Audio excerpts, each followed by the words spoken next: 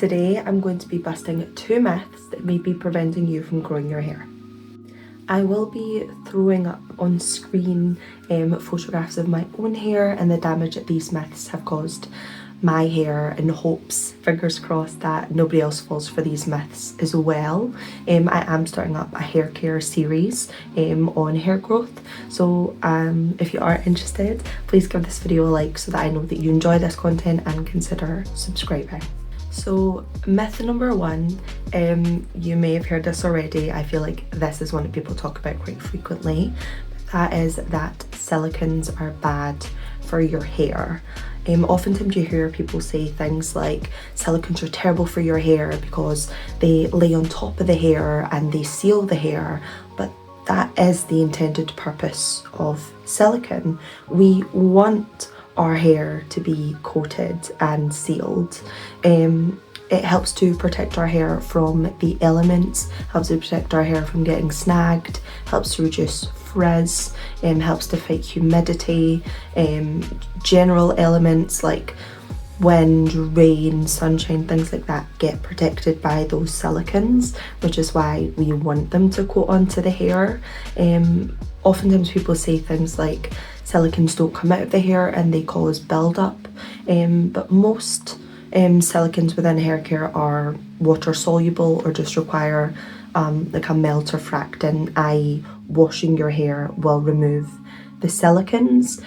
There's been quite a lot of sort of videos online of people scratching along the surface of the hair and saying, oh my gosh, look, this is silicone build-up, but actually they're just scraping off the cuticles of hair in those videos, which is really unhealthy for the hair.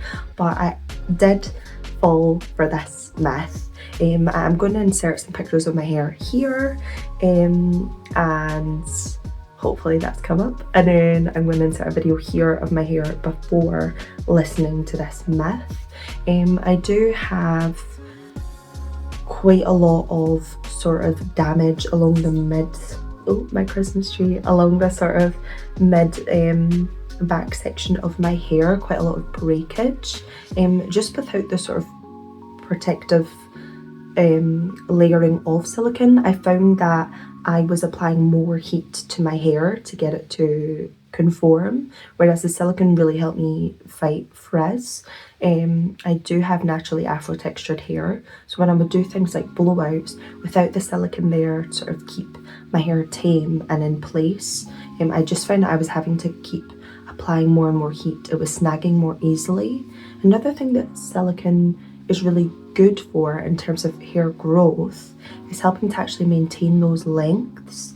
I find, well, something you might see is without those silicones, your hair can be more brittle, more prone to snagging. So if you ever notice that when you brush your hair, you get those little sort of flakes of hair, almost, not full strands, but little flakes of hair that come off, those are coming off the links of your hair because your hair doesn't have enough moisture in it and it's not elastic enough and it's becoming brittle. I will be doing a video later on how to help with hair brittleness, but that is something that silicone helps with as well. Okay, so myth number 2 is that, now this can sort of more specifically apply to people with my hair type and texture, which is like afro textured hair, but it does apply to people with straight hair as well, and that is that you should be washing your hair like once a week or once every 2 weeks or once a month for really coily hair, and this is just not true. When I was growing my hair out, I actually would wash it every single day because I really enjoyed the process of actually washing my hair.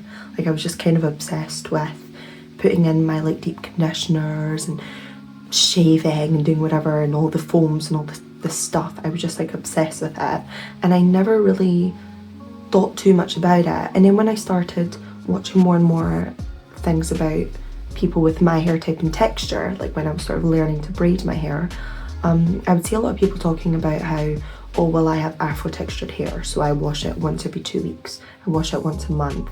And I started following this advice, and I noticed that the sort of quality of my hair started to decline. It wasn't sort of as thick and dense as it used to be. I did have a bit of thinning. So when I looked into why this was happening to me, why my hair was thinning, why the quality of it was sort of deteriorating, was when I came to learn about DHT. DHT is something that can affect some people.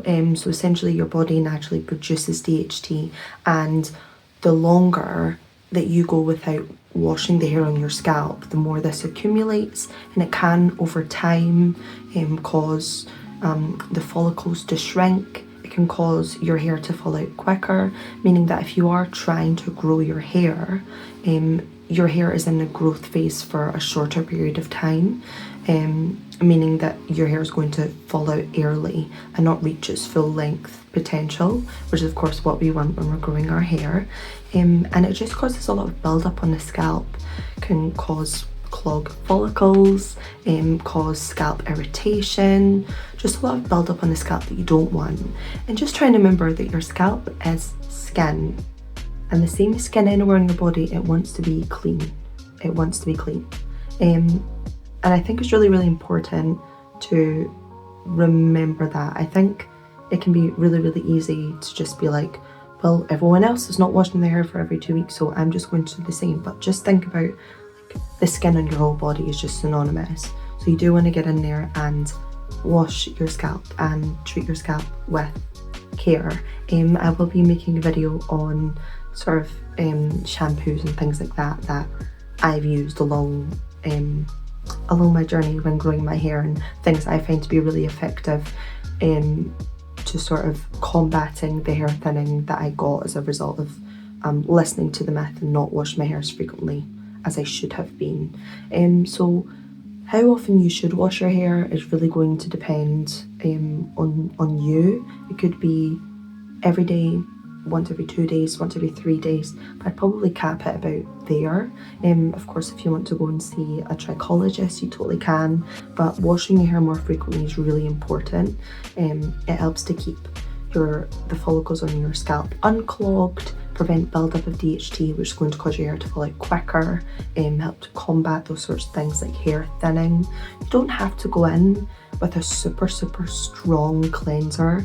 You can go in with like a really gentle shampoo, but it's just about helping to keep your scalp healthy over time. We don't want to cause irritation by going in with like a super strong shampoo every day, but yeah, keep your scalp clean. The build-up and inflammation that comes from not washing your scalp frequently enough, along with things like exposure to UVs, can cause your scalp to age prematurely, leading to thinner hair, a sort of reduction in the quantity and quality of your hair. So it is really important that we do dispel that myth. So to recap, we want to use silicones because they're going to help keep your hair protected, especially your mid-lengths and ends, and you're going to struggle to grow your hair and maintain it if your lengths keep splitting as your hair is growing. So it's really important to use silicones to keep our hair protected. It doesn't have to be a very heavy silicone, but they are very useful, and it's really important to keep your scalp clean and fresh and not go long periods of time without washing your hair to help produce the healthiest hair possible. Thank you so much for watching. Please do consider liking, commenting and subscribing if you enjoyed this content. As I did say, this is a series, so I do have more videos coming, but if there is a specific topic around hair care or beauty that you would like to see a video on, let me know. This is my first video back, so fingers crossed that you guys like it. Yeah, until next time, bye.